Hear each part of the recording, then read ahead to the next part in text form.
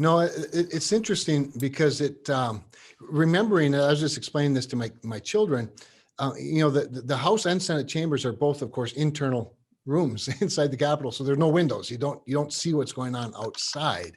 And, that's for good reason, obviously. We happen to be we were in our separate chambers at the time, remembering that this process of certifying or counting and certifying the votes, the electoral college votes, involves a joint session in the House chambers where both the House members and senators are together, and which even in and of itself is a little weird in the COVID era, and the House rules are a little stricter than the Senate rules. So, but we were all there for the most part. Some people might have been in their rooms, but some people were in the balcony, as you know, because I think that's where Representative Armstrong was, and others were down on the floor. But we had split up because of the objection to Arizona's electors, which is, of course, the third state in the alphabet, for those of you who remember the song from grade school. And so we separated into our two chambers. So we're back in the Senate chamber. The Vice President, Mike Pence, was presiding. And that is a relevant point if you care about all the details, because that adds an extra security layer to things, obviously. And so he was presiding. The 2 hours of debate had begun. Senator Cruz had given his rationale for why he objected. And then I think we were into about the fourth or fifth speaker, and I think it was James Langford, as I recall. And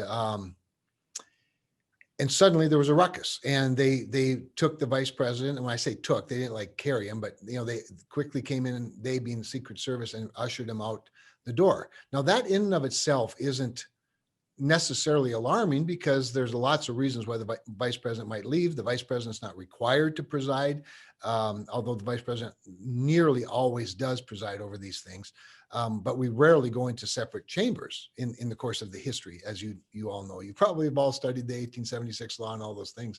But anyway, so that in and of itself wasn't alarming until, Chuck Grassley, the president pro tem, took the chair, and then one of the sergeants at arms took the microphone, and that is unusual.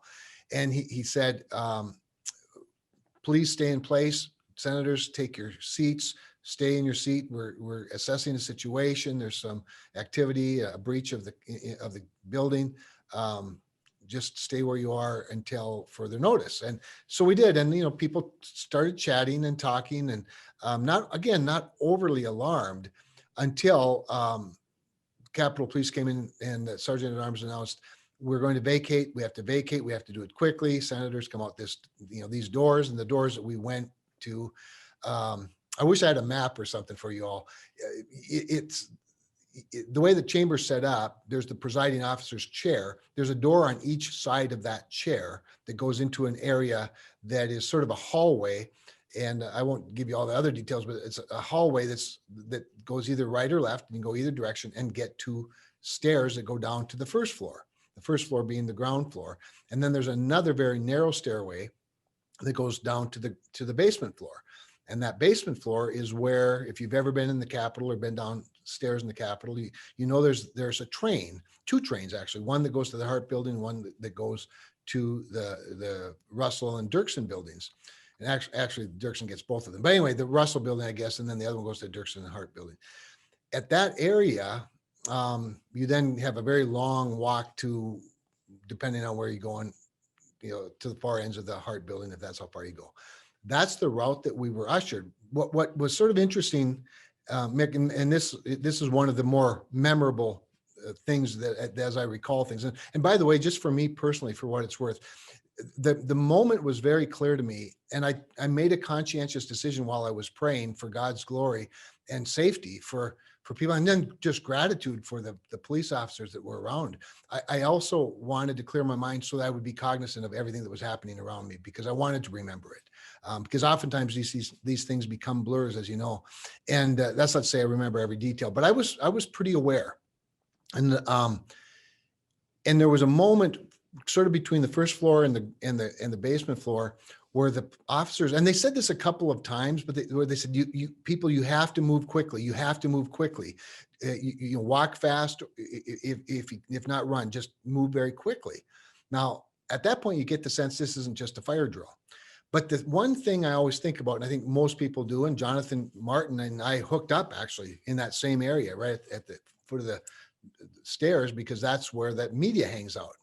And and I know Jonathan quite well. He covered our campaign. He was in Bismarck, in North Dakota, a bit, a couple of years ago, and we stay in contact. And at that point, we were sort of saying it must be a bomb threat or something like that, because you can sort of deal with that, something sort of abstract, until an officer said, "Move quicker, people. They're right behind us."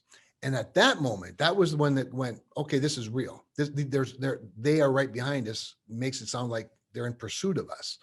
Um, but that was the first real clear indication that the urgency wasn't just paranoia. It wasn't just good planning. It was serious. And they took us to a secure room, us being the senators.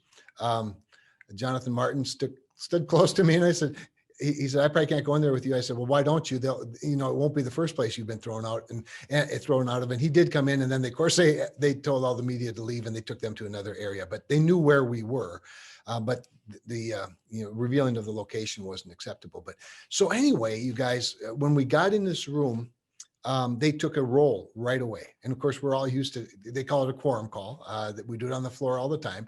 And so we're pretty accustomed to that. And the Secretary of the Senate started taking, or the Clerk of the Senate started taking a roll. And there were about 4 people not there, 4 senators not there. And that's concerning. They always want to know where every one of us are. And what happened was a couple went to their, or a few went to their offices. At some point they peeled off and got in a elevator and went to their offices. And so they were found and eventually brought so that we could all be together. And that seemed to be a pretty high priority for them. At that point, we're in a pretty large room surrounded by a SWAT team and lots of hardware. And then we could have TVs. And so we had TVs on and could sort of see the same thing you guys were all seeing. And the seriousness of it and the gravity of it was pretty obvious by the images that we were watching.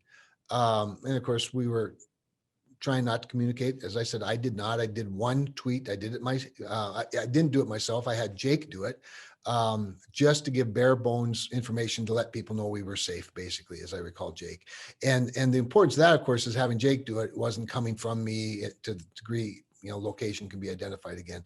So that's what got the thing started. And I would say that was from the time we left the chambers, we're ushered out of the chambers, to the time we were in this secure location. And remembering that our leadership, that being Mitch McConnell and Chuck Grassley as the president pro tem, John Thune and Chuck Schumer. I don't believe Dick Durbin went with the leadership. They go to a different location, a separate location. Anyway, and so we were without our leaders. And you guys, it's sort of interesting. I mean, if I ever write a book, or one of you wants to write one of the, it's interesting to all be together without your leader. Now, that may sound sort of trivial or minor. It wasn't, at least to me. You when you don't have your leader in a crisis, and by your leader, whether it's Chuck Schumer, in this case, it's really the group of them that you really rely on. They're the glue. They're the ones you wait for direction. Being without your leader is kind of weird. It really was a little unnerving. Now, there were a few other people, number of staff, of course, floor staff and whatnot, and sergeant at arms. One White House staffer, that the legislative affairs person that got caught up in the movement and ended up with us. And I'm so glad he was there, because he's somebody I really like and care about. And so it becomes pretty much a family ordeal at that point. And we just start talking about all the possibilities, and we set the room up so that we could actually have session there in the room if we couldn't get back to depending on what was happening in the chambers. And as we were watching things play out on TV, and I'll wrap it up here because we can get more details if you want to ask them, but this went on for quite a while, as you know, several hours that we were in this room, but they set the room up with microphones, there's C-SPAN cameras in there, of course, sound system, so that if we needed to, and a lot of us wanted to, and I say us, I'm not including myself necessarily, but of the group, a lot of people wanted to continue the debate, partly because we wanted to do something, partly because we didn't want it to become inconvenient that, several hours later we'd go back to doing this. And we wanted to finish that day. That was intuitive to all of us, that we wanted to finish that day, that we didn't want whatever was happening to our building keep us from doing our jobs. That's an important message. But it was our leadership that didn't want us to do that. They wanted us to come back to work in the chambers. And that was really important, particularly to Senator McConnell. He's much wiser than I am, and a lot of the other people who did not want to do that.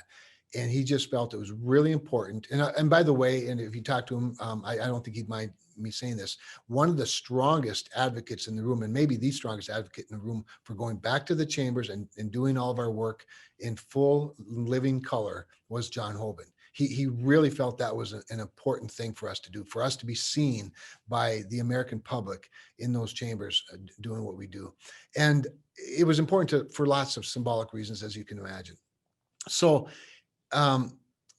we still contemplated doing the other thing, and people were debating it and advocating for it, but our leaders just didn't want to. And by the way, they weren't there. Again, they weren't there. Eventually, Chuck Schumer did come back toward the end of the evening once we had a better plan of what we were going to end up doing, because as you know, we did end up going back to the chamber.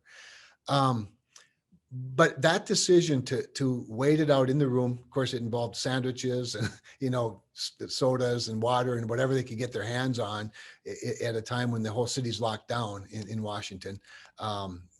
Not just because of what was going on at the Capitol, but because there were no restaurants open except for carryout in Washington, D.C. So it was a bit clumsy, but everybody performed their jobs very well.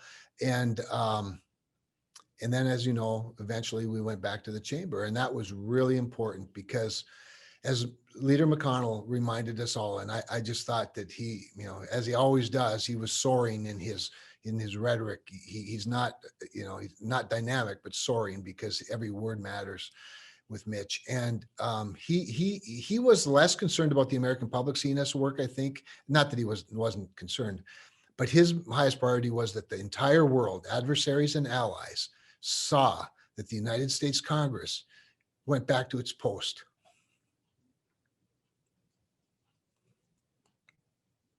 Anyway, sorry. And we did. And we finished our work. And a lot of people's, it was a very important time.